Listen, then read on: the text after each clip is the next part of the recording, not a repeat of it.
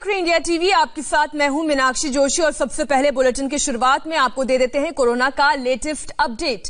देश में corona case के बढ़ने का सिलसिला जारी है और 24 घंटे में 1997 कोरोना के मामले सामने आए हैं।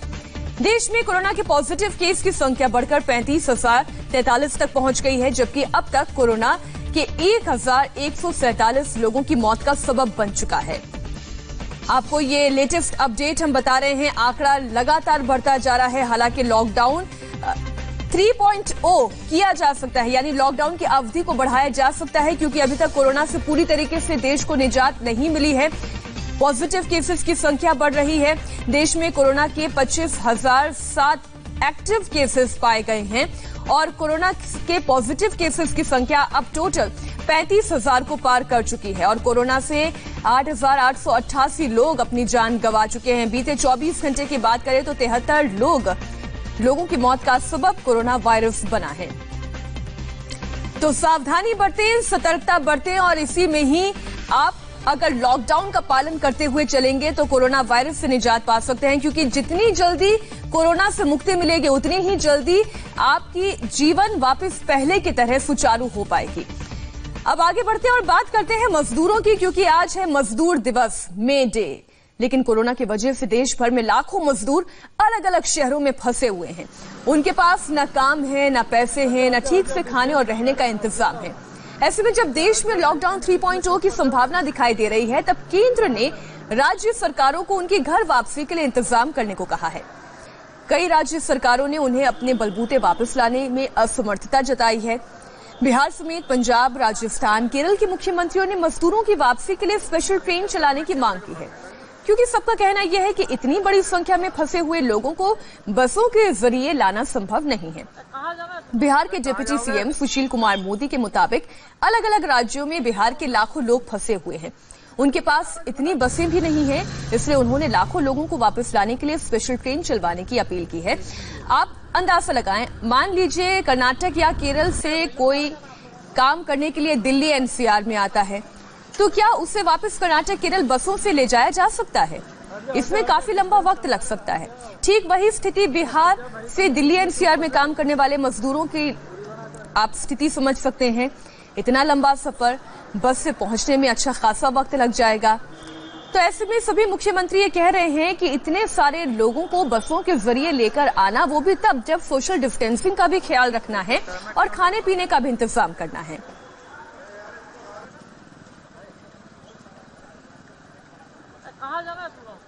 देखिए, बसें तो महाराष्ट्र के पास भी नहीं है। क्या महाराष्ट्र के पास इतनी बसें हैं कि 2 लाख लोगों को भेज सके या कर्नाटक भेज सके? तो किसी भी राज्य के पास तो उतनी बसें रहती है जितनी बसें उनके रोजमर्रा बाकी के लिए उनकी आवश्यकता रहती है। इसलिए हम लोगों ने भारत सरकार से आग्रह किया है कि विशेष ट्रेनों को चलाने की व्यवस्था की जाए।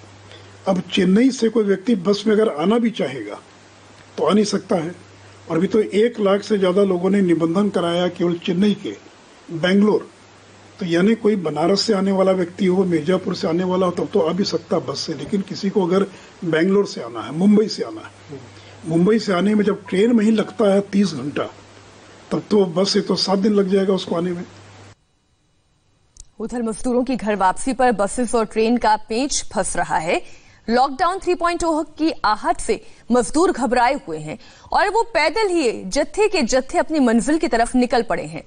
राज्य सरकारों की कोई भी अपील, कोई भी निर्देश मजदूर मानने के लिए तैयार नहीं है। लॉकडाउन से बुरी तरह ये प्रभावित हैं और ये किसी भी कीमत पर अपने घर पहुंचना चाहते हैं।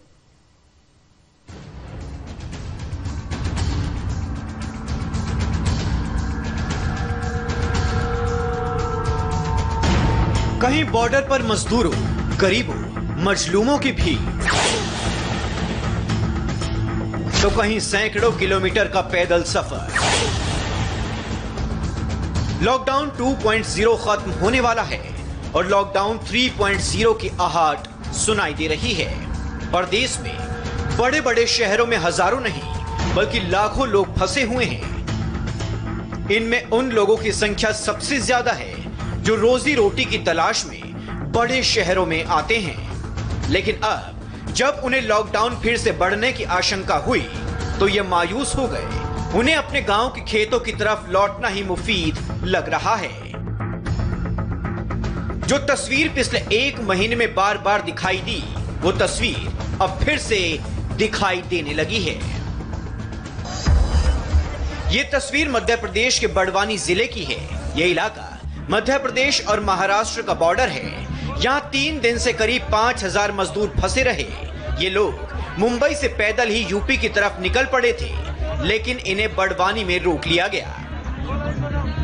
3 दिन तक जब इन्हें आगे नहीं बढ़ने दिया गया तो इन्होंने हंगामा शुरू कर दिया, नारेबाजी की और सड़क पर लेटकर धरना प्रदर्शन किया। चक्का जाम किस लिए किया गया? सर जी, हम लोग भूखे मर रहे हैं। मुंबई से हम लोग यहाँ पे आए हैं और यहाँ पे बॉर्डर क्रॉस 3 दिन हम लोगों को हो गया है। ना खाना मिल रहा है, ना कुछ मिल रहा है हम लोगों को। और जो वैसी गाड़ियाँ आती है, बड़ी गाड़ियाँ आती हैं, कोई मंत्री का लेटर दिखाता है तो कोई हॉस्पिटल का दिखाता है, उनको छोड़ दिया जाता है। और बहुत से स्कूलों से हमने सुना है कि बच्चों को भी ले जाके गए, जो बड़े अमीरों के बच्चे थे, उन लोगों के बच्चे थे। यहाँ पे कम से कम होगी तो 5000 पब्लिक है, 5000 पब्लिक। मजदूरों ने हंगामा किया तो लॉकडाउन टूटा। सोशल डिस्टेंसिंग की जमकर धज्जियां उड़ाई गई। हंगामा जब बढ़ा तो प्रशासन हरकत में आया। सभी की स्क्रीनिंग की गई, बस का इंतजाम करवाया गया। महाराष्ट्र सरकार बार बार ये कह रही है कि वो दूसरे राज्यों के लोगों को वापस भेजने का इंतजाम कर रही है। लोगों को नोडल अफसरों से संपर्क करना होगा। लॉकडाउन की वजह से आप महाराष्ट्र के बाहर हो या महाराष्ट्र में हो, जहां भी आप अटके पड़े हो, उसमें हो परप्रांतीय कामगार यानी माइग्रेंट लेबर, स्टूडेंट्स, यात्रिकरू या अन्य नागरिक, जिनको भी अपने इच्छित जगह जाना है, वो लोग कलेक्टर की परवानगी लेके अपने अपने गांव में जा सकते हैं।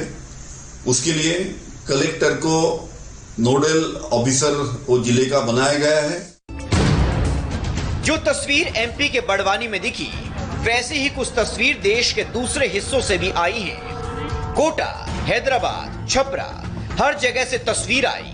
लोग पैदल अपने गांव की तरफ जा रहे हैं। सैकड़ों नहीं बल्कि हजारों मील का सफर लोग चलकर पूरा कर रहे हैं। इन काफिलों में छोटे छोटे बच्चे, बुजुर्ग शामिल हैं। सिर पर हर वक्त तेज धूप का साया है। ना रास्ते में खाने का इंतजाम और ना ही रात को कहीं रुकने का ठिकाना। इसके बाद भी लोग चल रहे हैं अपने गांव तक पहुंचने के लिए। केंद्र सरकार ने देश के अलग अलग राज्यों में फंसे प्रवासी मजदूरों, पर्यटकों और स्टूडेंट्स की आवाजाही की अनुमति दे दी है। केंद्र की ओर से कहा गया है कि सभी राज्य अपने यहाँ फंसे लोगों को उनके गृह राज्यों में भेजने की तैयारी करें। राज्यों ने मजदूरों को वापस भेजने की तैयारी शुरू कर दी है। मुंबई में शिवसेना के नेता जगह जगह घर जाने का फॉर्म बांट रहे हैं, जहां लोगों की भीड़ जमा हो रही है। लोग फॉर्म लेने के लिए बड़ी तादाद में उमड़ रहे हैं और इस दौरान सोशल डिस्टेंसिंग का ख्याल नहीं रखा जा रहा है। इस वक्त हम मौजूद है मुंबई के नेहरू नगर कुर्ला इलाके में, जहां पर आप देख सकते कि ये यहाँ पर शिवसेना के विधायक हैं मंगेश कुडाकर, उनके दफ्तर की ये शाखा है। और यहाँ पर लोगों को, जो स्थानीय मजदूर है, जो पर प्रांतों में रहते हैं, उनको फॉर्म दिए गए हैं। उस फॉर्म में ये लिखा है कि आपका नाम, आप कहाँ रहते हो, आपको कहाँ जाना है, कौन से गांव जाना है, मोबाइल नंबर, एड्रेस, ये सब उसमें लिखा हुआ है। आप देख सकते हैं कि कई सारे जो मजदूर है और कई सारे जो लोग हैं यहाँ पर मौजूद है, अपना फॉर्म लेके जाने के लिए यहाँ पर आए हैं। थोड़ी देर पहले यहाँ पर ज़्यादा लोगों की भीड़ थी, लेकिन पुलिस यहाँ पर आई और पुलिस ने लोगों को यहाँ से खदेड़ दिया है। यूपी सरकार कोटा से अपने छात्रों को वापस लाई थी। अब दूसरे राज्यों से भी उसी तरह लोगों को वापस लाया जाएगा। राजधानी दिल्ली में यूपी सरकार ने अपना कॉल सेंटर बनाया है, जिसके जरिए लोगों की वापसी का इंतजाम किया जाएगा। ये कॉल सेंटर 24 घंटे चल रहे हैं। 2 दिनों में इसके जरिए 40,000 से ज्यादा लोगों से संपर्क किया गया है। फिलहाल लिस्ट तैयार की जा रही है कि दिल्ली के किन हिस्सों से लोगों को यूपी के किन हिस्सों में छोड़ा जाएगा। इसके बाद सरकार बसों का इंतजाम कर लोगों को अपने अपने गांव में भेजेगी। हम प्रयास करेंगे कि सबके घरों तक हम लोग पहुंचाएं, उसकी व्यवस्था की है। कॉल सेंटर भी डेवलप कर रहे हैं और प्रयास है कि उनका सबका वो अपने घर सकुशल वापस जाएं। और हमने ये भी व्यवस्था की है कि वो जब घर जाएंगे तो उनको राशन पानी की व्यवस्था भी हम लोग कर रहे हैं। तो हमारा प्रयास है कि लोग पेशेंस रखें, लोग धैर्य रखें। अभी थोड़े समय की बात है, तो हमारा कोशिश है कि लोग अपने घरों तक सुरक्षित पहुंचे। एक तरफ केंद्र सरकार के निर्देश के बाद राज्य सरकारें प्रदेश में फंसे प्रवासियों को अपने राज्य में लौटाने के इंतजामों में जुट गई हैं, लेकिन फंसे हुए भूखे प्यासे मजदूरों का सब्र अब जवाब दे रहा है। मुंबई से सचिन चौधरी और लखनऊ से विशाल प्रताप सिंह के साथ Sanjay Shah, India TV, Delhi. Lockdown में परदेश में फंसे लोगों को वापस लाना कितना महंगा पड़ सकता है, ये पंजाब सरकार को पता चल गया होगा। दरअसल पंजाब में अचानक कोरोना का विस्फोट हुआ है। जिस राज्य में कोरोना कंट्रोल की स्थिति तक पहुंच चुका था, वहां अचानक एक दिन में 100 से ज्यादा मरीजों की संख्या में उछाल ने सबको सख्ते में डाल दिया है। आखिर क्या है इसकी वजह, और पंजाब के नांदेड़ कनेक्शन ने कैसे वहां कोरोना के प्रकोप को बढ़ा दिया, देखिए इस रिपोर्ट में। लॉकडाउन की वजह से महाराष्ट्र के नांदेड़ में फंसे तीर्थयात्रियों को पंजाब वापस ले आया गया है, लेकिन वापस लाने के बाद अब पंजाब में कोरोना का विस्फोट हो गया है। गुरुवार को एक ही दिन में पंजाब में 105 कोरोना मरीजों की संख्या बढ़ गई। चिंता की बात यह थी कि गुरुवार को अमृतसर में जिन 300 तीर्थयात्रियों का टेस्ट हुआ था, उनमें से 76 तीर्थयात्री पॉजिटिव मिले हैं। जो टेस्ट हुए हैं उनके, वो तकरीबन 300 के करीब शायद टेस्ट हो गए हैं आज तक, और उनमें से 76 जो है पॉजिटिव आए हैं, बाकी नेगेटिव है। और बहुत बड़ी मात्रा में हमें उम्मीद नहीं थी ऐसी कि इतने पॉजिटिव आएंगे।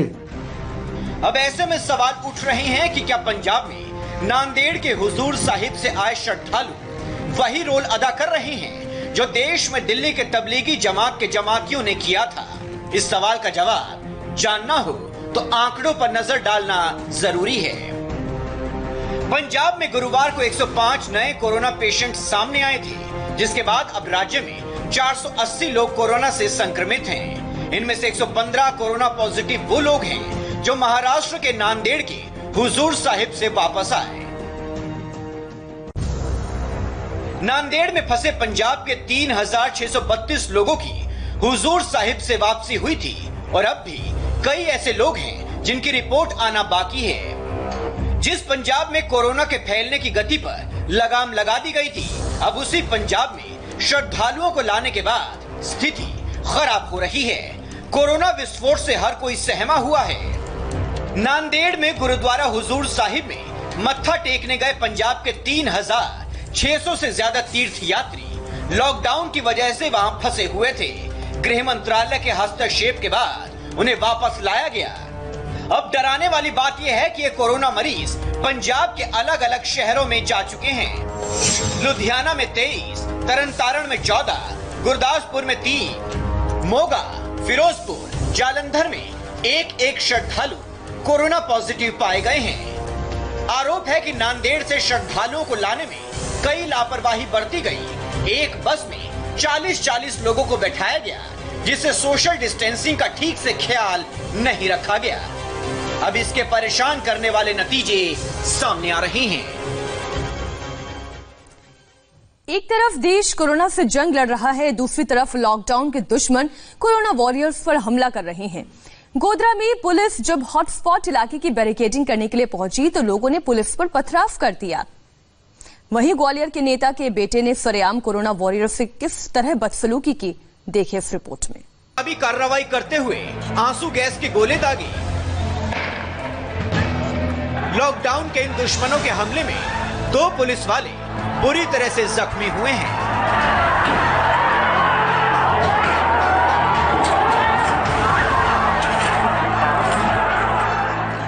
आज रोज સાંજના ટાઈમે આરએનબીની ટીમ જે ક્લસ્ટર ક્વોરન્ટાઇન વિસ્તારો જાહેર કરેલા છે, देर शाम क्लस्टर कंटेनमेंट एरिया में जब पुलिस बैरिकेडिंग करने गई थी, तब गोया मोहल्ले के लोगों ने पुलिस को रोकने की कोशिश की। पुलिस ने अपना काम करने की कोशिश की तो लोगों ने पथराव कर दिया। इसमें पुलिसकर्मी घायल हुए हैं। पुलिस ने 5 आंसू गैस के गोले दागे हैं। फिलहाल स्थिति काबू में है। 5 टीयर गैसना शेल છોડેલા છે અને એક અમારા પીઆઈ ને માઇનર ઇન્જરી છે। બાકી હાલમાં પરિસ્થિતિ શાંતિ હેઠળ છે। हालात कर्फ्यू जैसे हैं, तनाव है, सन्नाटा है। तनाव के इस माहौल के बीच पुलिस स्थिति को काबू में करने की कोशिश में जुटी हुई है। हालात को देखते हुए मौके पर भारी पुलिस बल तैनात किया गया है। पुलिस ने इस मामले में अब तक 2 लोगों को गिरफ्तार किया है।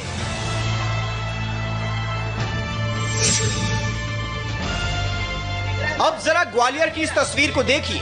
सरेआम एक नेता का बेटा कानून का मजाक बना रहा है। ज्योतिरादित्य सिंधिया के साथ बीजेपी में शामिल हुए प्रद्युमन सिंह तोमर के बेटे रिपु दमन सिंह की करतूत वायरल हो रही है। जिस वक्त देश लॉकडाउन में है, उस वक्त रिपु दमन सिंह कानून को ठेंगा दिखा रहा है। नेता के बेटे की जरा हेंकड़ी देखिए। फोटो खींच रहा है ना? क्या नाम है तेरा? तेरी फोटो मैं खिंचा दूंगा। दरअसल पुलिस ने रिपु दमन सिंह को इसलिए रोका था कि उसने लॉकडाउन के दौरान मास्क नहीं पहना था। जब पुलिस ने उसे रोककर इसका कारण पूछा तो नेता के बेटे का गुस्सा 7वें आसमान पर पहुंच गया। रिपु दमन सिंह की हरकत का जब एक पुलिस वाले ने वीडियो बनाना शुरू किया तो पूर्व मंत्री के बेटे ने सरेआम धमकी दे दी। फोटो खींच रहा है ना? क्या नाम है तेरा? तेरी फोटो मैं खिंचा दूंगा। देश के अलग अलग हिस्सों से आ रही ऐसी तस्वीरों से इंसानियत शर्मसार हो रही है। ये लोग उन लोगों को निशाना बना रहे हैं जो महामारी से लोगों को बचाने में जुटे हुए हैं। अब बात बिहार की करते हैं। बिहार में कोरोना के बढ़ते मामलों ने स्वास्थ्य विभाग और पुलिस की नींद उड़ा दी है। लेकिन ऐसे हालात में भी लॉकडाउन और सोशल डिस्टेंसिंग के विलन अपनी करतूतों से बाज नहीं आ रहे हैं।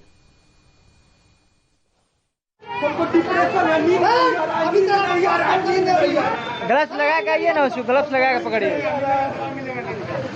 नींद नहीं है,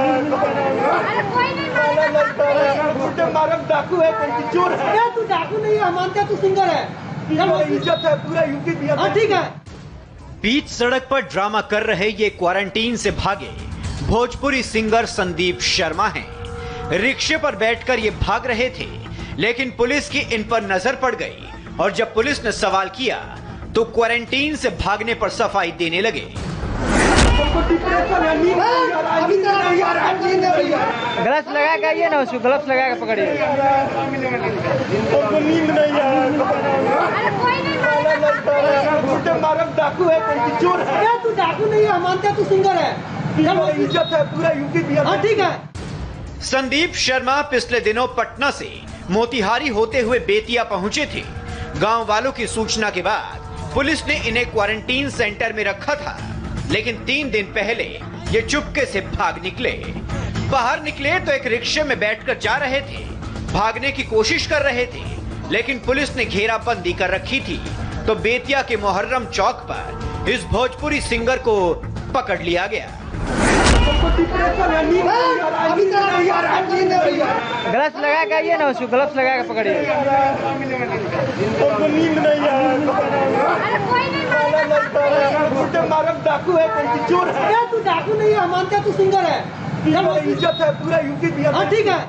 पकड़े जाने के बाद पुलिस ने संदीप शर्मा को वापस क्वारंटीन सेंटर भेज दिया है। दरअसल बिहार में पुलिस की सख्ती इसलिए भी है कि राज्य में पिछले कुछ दिनों से कोरोना के केस तेजी से बढ़ रहे हैं। अकेले बेतिया में ही एक साथ 5 और मुंगेर में 3 कोरोना पॉजिटिव केस सामने आने के बाद दहशत का माहौल है। बिहार में गुरुवार को 22 नए मामले आने के बाद वहां मरीजों की संख्या 426 हो गई है। यही वजह है कि बिहार के नीतीश कुमार की सरकार सतर्क है। हालात को काबू में करने के लिए स्वास्थ्य विभाग ने अपने कर्मचारियों की छुट्टी को 31 मई तक रद्द कर दिया है और ऐसे हालात में भी कुछ लोग लॉकडाउन, सोशल डिस्टेंसिंग और क्वारंटीन का पालन नहीं कर रहे हैं। और अब देखिए कोरोना संकट का एक ऐसा वीडियो जिसे देखकर आपका दिल रोने लगेगा। ऊपर वाले से ये पूछने लगेगा कि ये कैसी आपदा है, इससे कब निजात मिलेगी इंसान को। जल्दी आ जाओ, उठ के आ जाओ। ये लोग सब ना तुम्हें फालतू में कहीं रख देंगे, घुसाड़ देंगे, पागल हैं सबके सब। हाँ, इन लोगों ने इतने दिन दूर रखा मुझसे। कलेजा चीर कर रख देगा ये वीडियो, दिल को झकझोर कर रख देगा। घुसाड़ देंगे, पागल हैं सबके सब। इस वीडियो में एक लाश है और एक महिला की आवाज है जो बताती है कि कोरोना का खतरा कितना बड़ा है, ये क्या क्या कर सकता है। जो इंसान कोरोना का शिकार होकर मर गया वो तो चला गया, लेकिन उसके पीछे परिवार को जो त्रासदी झेलनी पड़ती है, कैसे लोग मानसिक संतुलन खो देते हैं, ये वीडियो इसकी एक बान की भर है। अरे नहीं, मेरे दिल से पूछो मैं तुमसे कैसे रही हूँ, एक एक पल, एक एक मिनट कैसे दूर रही हूँ, कैसे मैंने बर्दाश्त करा है। मैं उनसे बातें कर लूँ थोड़ी सी, उन्होंने जो जो कहा ना मैं उनसे कह दूँ, फिर वो मुझे आवाज दे लेंगे। सब ध्यान, अरे नहीं ध्यान कर लूँ सब। मैं चच्चा को आने दो ना, मैं उनकी बीवी तो समझ नहीं रहे हो क्यों, बीवी सबसे ज्यादा करीब होती है ना। हाँ, और ये लोग कहना कि तुम्हें कोरोना हुआ है। वीडियो यूपी के बरेली का है जहां 35 साल के वजीर नजरे हम क्या देखें, से मेरी महबूबा ऐसा तुमने सोचा है, हाथ में बिल्कुल वैसी हूँ जैसा तुमने सोचा है। पहली बार मिले थे ना, मैं जब पहली बार हम लोग मिले थे तो इन्होंने मुझे ये गाना सुनाया था। अस्पताल में मिले थे हम लोग, मेरी तबीयत अस्पताल में हो और उन्होंने अस्पताल में मिले थे, मेरी तबीयत खराब हो गई थी, इन्होंने मेरी जान बचाई थी, तभी इन्हें मुझसे मोहब्बत हो गई पहली बार में, पहली नजर में। उन्होंने ही लगवाया हूँ पुराने गाने, क्योंकि पुराने गानों के बहुत शौकीन है ये। जिन छोटे छोटे बच्चों के पिता की जान कोरोना ने ले ली, पिता की मौत के सदमे से माँ मानसिक संतुलन खो बैठी है। कोरोना हुआ है, पागल है सबके सब। तुम्हें हुआ होता तो मुझे भी होता, क्योंकि मैं बीबी हूँ। उस दिन अपने लोग बातें कर रहे थे, पास बैठ के बातें कर रहे थे, है ना। तो मुझे भी है। वो लड़की, छोटी वाली लड़की तुम्हारी गोदी में बैठी थी, तुम्हारे ऊपर, तुमसे खेल रही थी, हैं। और ये अनस भी तुमसे बातें कर रहा था। आए तो तुम कहे थे मेरा छोटा बेटा, तो वो भी तुमसे बैठी थी तुम्हारे पास। तो हम तीनों बच्चों को, हमें और बब्बू भाई, इन्होंने तुम्हें खाना खिलाया, सब करा, तो उन्हें भी है। ये वीडियो बिना कुछ कहे कोरोना से होने वाली त्रासदी को बयां कर रहा है। लाश के पास पत्नी है, लेकिन उसकी ना सिसकियां निकल रही हैं, ना विला, बस एक ही रट है, उठो कह दो मन की बात, वो सबसे पहली मुलाकात की बात। उन्होंने अस्पताल में मिले थे, मेरी तबीयत खराब हो गई थी, इन्होंने मेरी जान बचाई थी, तभी इन्हें मुझसे मोहब्बत हो गई पहली बार में, पहली नजर में। उन्होंने ही लगवाया हूँ पुराने गाने, क्योंकि पुराने गानों के बहुत शौकीन है ये। अमेरिकी राष्ट्रपति ट्रंप ने कोरोना वायरस को लेकर एक बार फिर चीन पर हमला बोला है। ट्रंप ने चीन पर निशाना साधते हुए कहा है कि चीन के वुहान के लैब में वायरस तैयार किए जाने के सबूत हैं। ट्रंप ने चीन पर सख्ती दिखाते हुए नए शुल्क लगाने के लिए भी चेतावनी दे दी है और इससे पहले ट्रंप ने चीन और WHO पर हमला बोला था। डोनाल्ड ट्रंप ने कहा था कि वर्ल्ड हेल्थ ऑर्गेनाइजेशन चीन के इशारे पर काम करती है। पूरी दुनिया पर कहर बनकर टूट रहे कोरोना वायरस ने अब तक 2 लाख से ज्यादा लोगों की जिंदगी छीन ली है। कोरोना ना अमीर देख रहा है, ना गरीब देख रहा है, ना नेता देख रहा है और ना ही अभिनेता देख रहा है। सब इसके शिकार हो रहे हैं। रूस के प्रधानमंत्री भी कोरोना के शिकार बने हैं।